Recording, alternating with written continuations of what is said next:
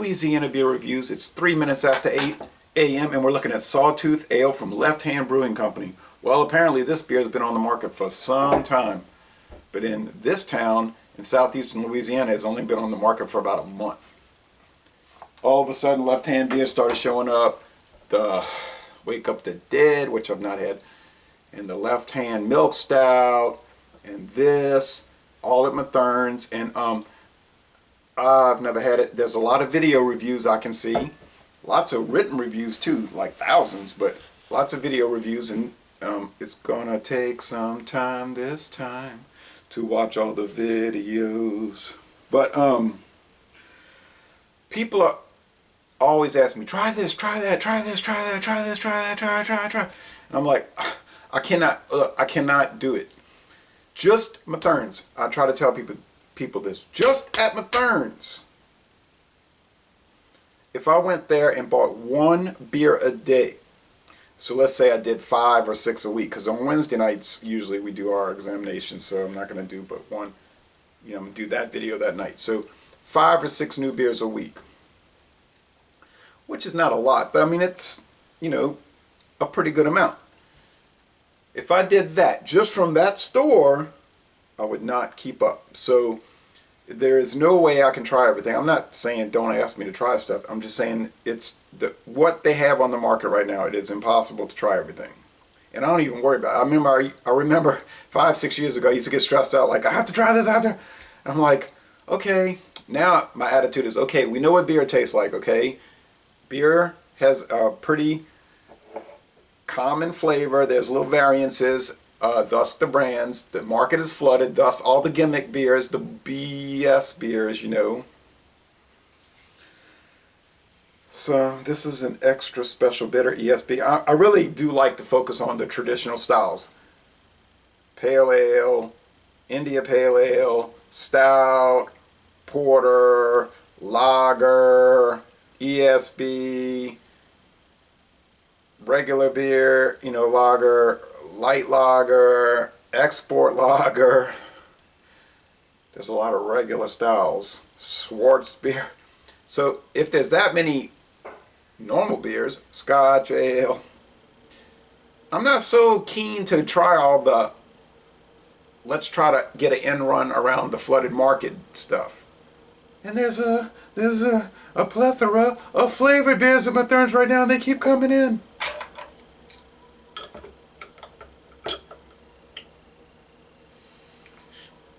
So, really, like I told somebody the other day, the question now is it a quality issue?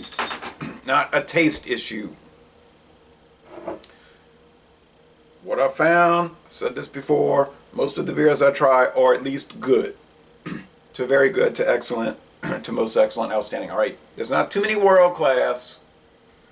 There's not too many D, poor, or F undrinkables. There's a whole lot in the middle, fair and up. And there's really not that many fair, like, okay.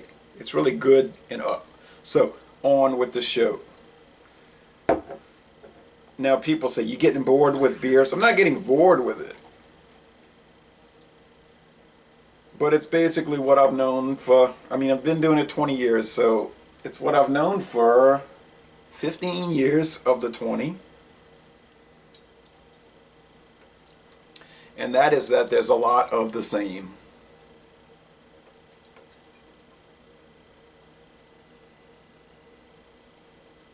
It's nice to look at the label designs. Here's the sun on top of the Sawtooth Mountains, and somebody doing this.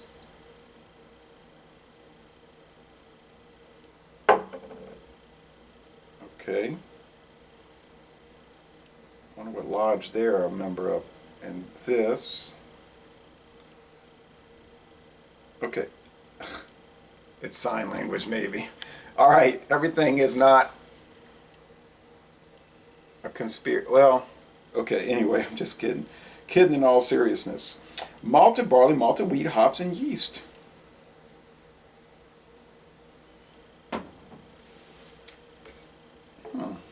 It was a medium to thick head, off-white, bone-colored, copper, or no, I should say amber, clear, and a little bubbly. Not too differentiated from Red Hook ESP, from Iron Maiden Trooper, for instance. 27 IBUs, 5.3% alcohol, 2-row pale crystal, barley malt, Munich wheat, and black barley malt. The hops are Magnum, U.S. Goldings, Willamette, and Cascade. It gets a good score on Beer Advocate. Outstanding from the bros. That's an A+. Almost to world class.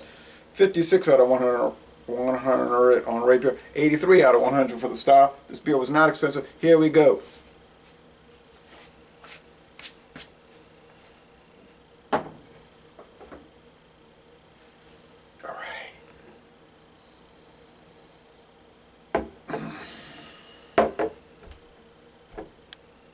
So, drink the beers, explore the beers, review the beers, talk about the beers, appreciate the beers, don't get hung up on the beers, obsessed with the beers, or fixated upon the beers, right? You say, what is the end game? What is the great goal of all this? There's no end game, and there's no great goal, and I've said this for a year, I am not on any great quest. We are not trying to accomplish anything with these beer reviews. There's no winners, you know, and no losers of the whole thing. In my opinion, I'm just drinking the product. That's it. There's no axe to grind, and there's no horse in the race. Smells. It smells like not too much. A little lemon, a little tea, maybe a little malt. Now these kind of beers, they're not too profound, they're not too deep, they're just, you drink them. Now this company was founded in 1994, 22 years.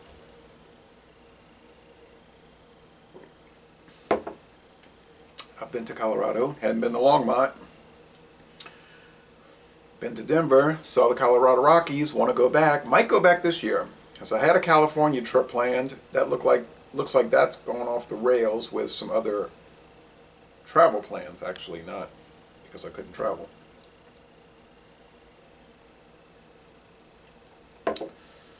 Probably need to get some new tires in the car. Okay, this is not about Dodge Avengers, 2012 Dodge Avengers. Okay,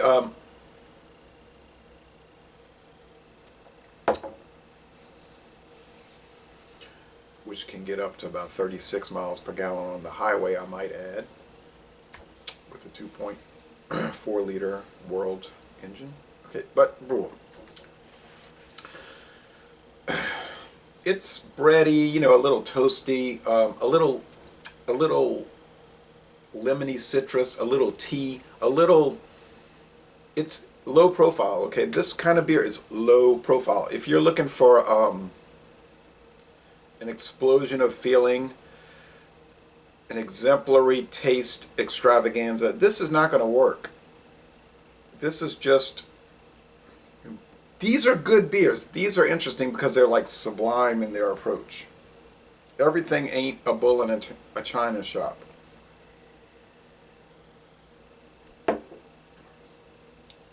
The mouth feels light to medium. The finish is on the dry side. It's drinkable, highly drinkable. Yeah, this is one thing you'll run into with craft beer reviewing.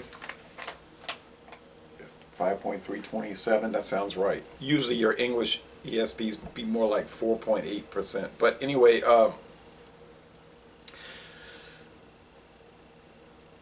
you get people that maybe they're new to it, say they've been drinking Bud Light, now they're into it, and so everything has to be like super exuberant, super bold, super flavorful, and they can't appreciate like the more subdued items. So if the beer is subdued, then they'll say it's bad, it's dull, I don't like it. I was caught up in that a little bit at a certain point, but then I usually will recognize that. I recognize it myself. Be like, no, you need to check it out. Look, like I said with the fat tire, I was like, this thing's dull. It's dull. That was the initial fact, I said that for Trooper, and I said that for, what's that Dan Patrick beer, the Red Hook Audible Ale. And that's a situation of a high quality beer, but you meaning me, you're looking at it in a you're looking at it too overtly, and you can't look at it covertly. So then when you go back the second and third time, you say, I missed it. And with the fat tire, I'll be the first one to admit, I mean, for $2.99 a bomber, I can buy that at some places. It's like, no, it's not the beer, it's you. The Audible Ale, same thing, Trooper. They're not dull, they're not boring, they're not bad. They're very good.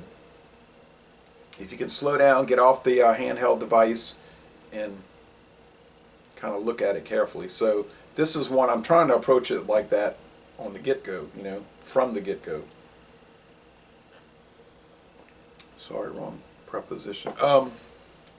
It's got spiciness, it's got subdued, even peppery notes. In some ways, the subdued or sublime beers in the brown and amber ales tend to be that way. Those are the more, in some ways they're more, no, I was going to say more enjoyable or better. That's not true, but they're more,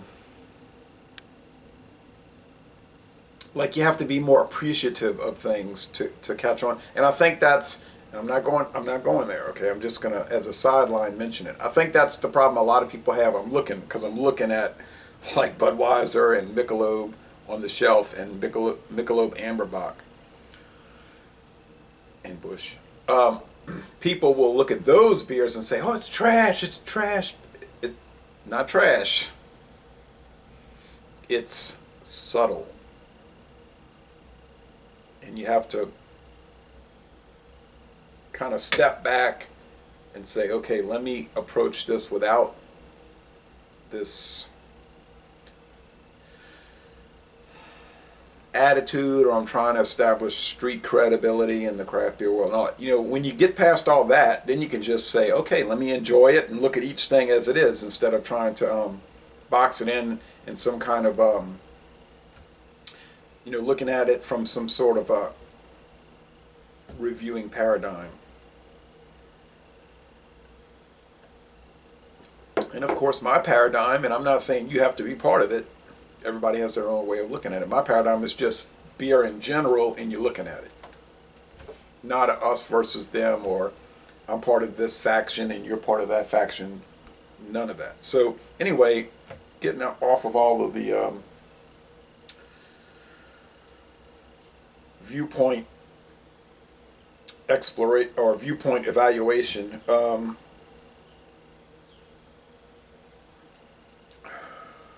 yeah, I think the bros are on to something. I haven't read the review, but they're on to something. They're saying this is outstanding. It really is exemplary in that, like I say, the more subtle beers are harder to review because you have to really think about them. With the Struss Black Albert, you don't have to think about it. It's in your face, it's bold, it's overt, and it's going to present everything right there in your, you know. But this one is like you have to think.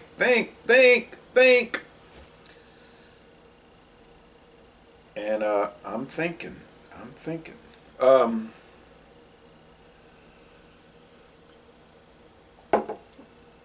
That subtle lemon, that note is in the nose. Oh yeah, this is, you know, I'm going to say, okay, on the Cyclops scale, it's probably,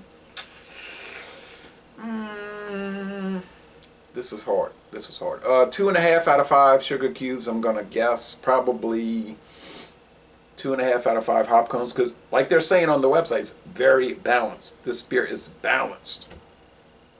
If you're a malt addict, no, it ain't going to work. If you're a hop head, it ain't going to work. But otherwise, it really will work. Yeah, I'm glad I tried it. It's, at a minimum, I'm going to review it like this. Rate it like this. At a minimum, minimum, it's an A. And you could make a really strong argument for A+. So, wow, dynamite stuff. So I'm going to set this over here. I got to do the written review, and I got to have some left to pick those things up. So I think the single was $1.69, if I'm not mistaken. So yeah, if you can get a beer for $1.69 plus tax, and it's at when you lowball it, it's an A. When you lowball it, it's an A. You've really hit the jackpot on that in that situation. So anyway, Les Bon Temps Roulé, interesting item there, and I'm going to end this review by saying y'all come on down to New Orleans.